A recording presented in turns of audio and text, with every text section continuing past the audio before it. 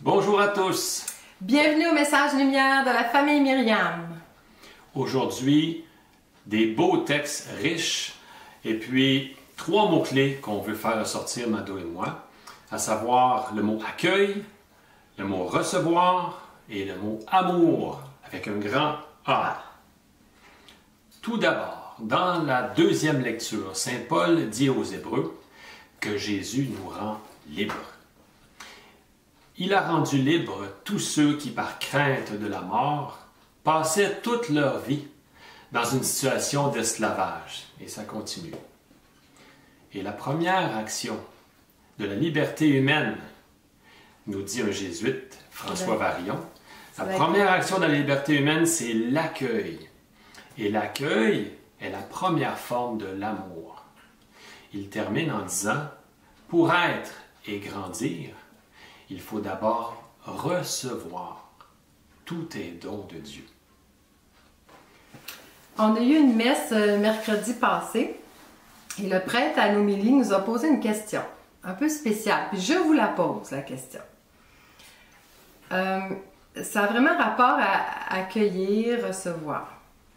Alors, il a dit, si le corps du Christ, l'hostie consacrée, touche notre front, est-ce suffisant pour que tous nos péchés soient pardonnés? Puis il a continué. Si le sang de Jésus-Christ coule sur nous, ce sang rédempteur, est-ce suffisant pour que tous nos péchés soient pardonnés? Eh bien, la réponse, non, ce n'est pas suffisant. Parce qu'on ne touche pas juste à la puissance de Dieu. Ça, la puissance, c'est extraordinaire. C'est ça, c'est pas de la magie. Il faut l'amour, notre amour. Il nous faut accueillir, on retrouve le mot accueil, volontairement Jésus rédempteur, et l'amour entraîne inévitablement un repentir spontané, un regret naturel de nos fautes. Et là, il y a pardon. Et ça en toute liberté. C'est pour ça que le père Joseph-Marie Verlaine nous dit ceci. Comment ne pas être stupéfait?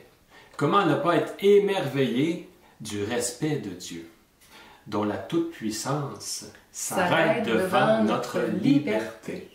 C'est beau ça. Alors, quand on était jeunes, maman allumait une chandelle le jour de la Chandeleur et on mangeait des crêpes.